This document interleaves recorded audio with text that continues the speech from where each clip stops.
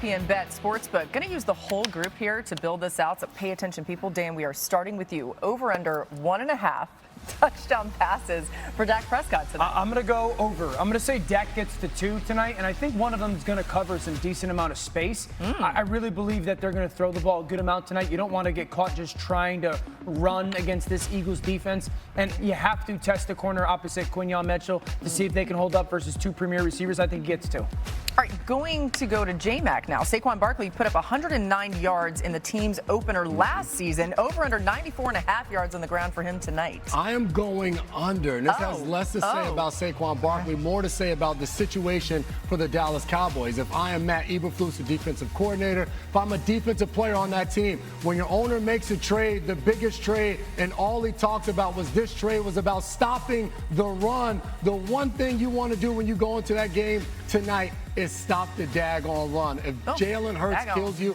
and throws the ball, that's one thing. Do not let Saquon Barkley have a dance party in the end zone all night long. I love it, J-Mac. All right, Peter. Way to be a dog. Let's talk point totals. Over under 47.5 points scored in tonight's game. First off, shout out to this music. I'm ready to go to the club. It's a vibe. I love Trey's in the club. This is John Summit. It's a let's-o. Give me the under. The under tonight. I think that the Dallas defense has been hearing it all week that they just completely are barren without Micah Parsons. They're going to have something to say. Matt Eberflus has been the punchline of a bunch of jokes the last 2 weeks since this trade was made. Like, Eberflus can coach defense, folks. I think they hang in this game, and I think both defenses come to play. It might not be the electric offensive lightning show you saw last year in the NFC Conference game and, of course, in the Super Bowl from the Eagles. All right, if you're wondering what the payout here is, I'm going to tell you. $10 bet on these wins, just over $85. All right. Good luck. How about this? Football's back, and right now, new ESPN Bet customers can get $100 in bonus bets when you make your first $10 bet. Score more from the game with the Sportsbook for sports fans. Sign up with promo code LIVE to get started today. Don't miss it.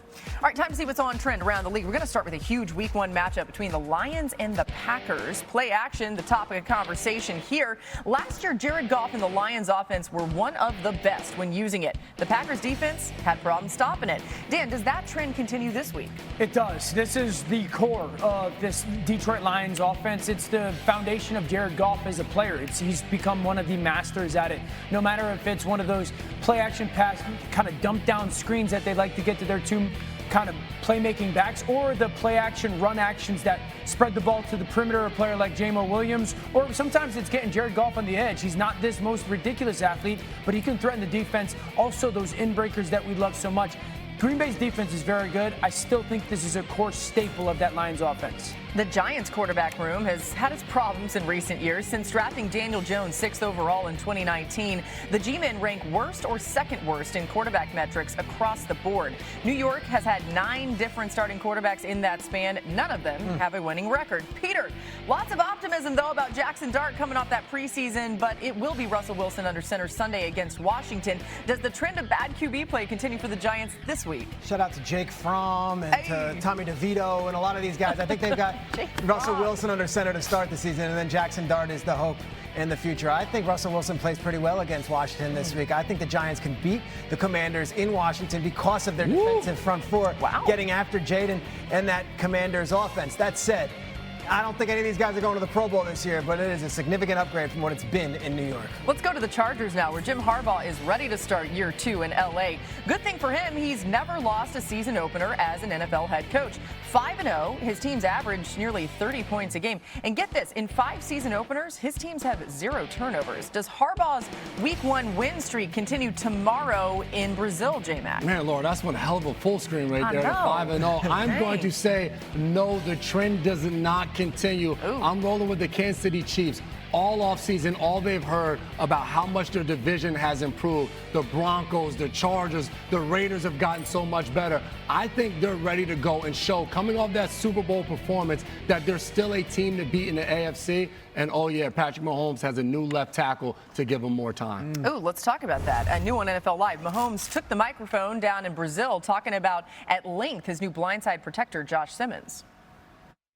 I'm super excited for these guys to have the opportunity to go out there and accept the challenge. You know, Josh has had a great camp and he's had a great offseason. He had a great college career, and now he gets the next challenge of playing in the NFL, and I think he's ready for it. And so I think throughout the whole offensive line, they've taken it personal and want to showcase who they truly are. We got a lot of great players up there, and I think they're ready for the challenge. Dan, just how important is Simmons to the success of this offense? You can make the case right now. Is it important of a player that they have in their offense? Wow. Yeah. Here's why. Okay, so we've heard all offseason, rightfully so, want to push the ball down, get the explosive pass play back to their offense, right? I agree. That's needed. They've only so many years RPO'd teams to death. Yeah. There's two ways to do it in ball. You know this. Like, one, we just line a guy up there and we throw him the football. There's not a lot of people on the planet like that. We're talking a Julio Jones type of, a Calvin Johnson type of guy. The second way really is to play action people and displace people. In two ways that you have to go about doing that is you have to vertically pull the defense down the field, and then you have to have time to hold on to the football. And I think that's one of the reasons why they haven't done it is because they don't have the time. And so if he steps in and he's become a legit franchise left tackle, then that brings part of that part of their the offense back to that team. And listen, if he doesn't, I don't think they can. Him being back allows Xavier Worthy, Hollywood Brown, the best thing that they bring to the table is their speed and getting vertical. So now when you have Simmons there, you don't have Joe Tooney playing left tackle. Right. Kingsley Suamataia now can move into the guard position. So that strengthens your entire offensive line. I think the other piece of it is now you have a guy like Isaiah Pacheco who's healthy. When you show up that offensive line, you can run the ball more. So when you talk about getting vertical, when you're running the ball and you have a guy like Pacheco, now you can go play action and get that ball down the field. Last year at the end there, Mahomes was having catch with Sky Moore and Justin Watson, and nothing against DeAndre Hopkins at this stage in his career. Yeah. To have a healthy Rice and a healthy Hollywood Brown and to have a healthy Pacheco is so huge. I wouldn't look at that Eagles performance in the Super Bowl where they dominated the Chiefs and say, that's the Chiefs of this year. It's a completely better offense than it was last season. The offenses that in the pass game create those chunk throws.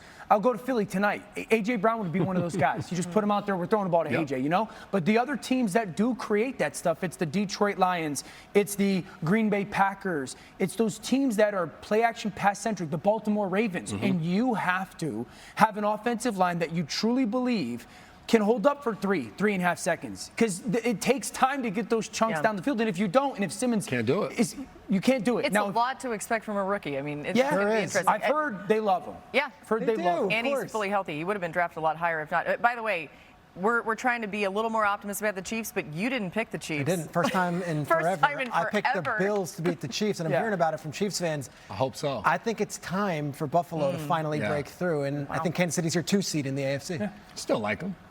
Yeah. Maybe they go 14-3, not 15-2. I like them. I don't love them. We're getting so close to kickoff. The 2025 season begins tonight. Look at Lane Johnson, the big fella arriving there. He's got the cool shades on. Remember, he's playing after that meniscus repair 3 weeks ago. Interesting to see what the health of this Philly O-line is like.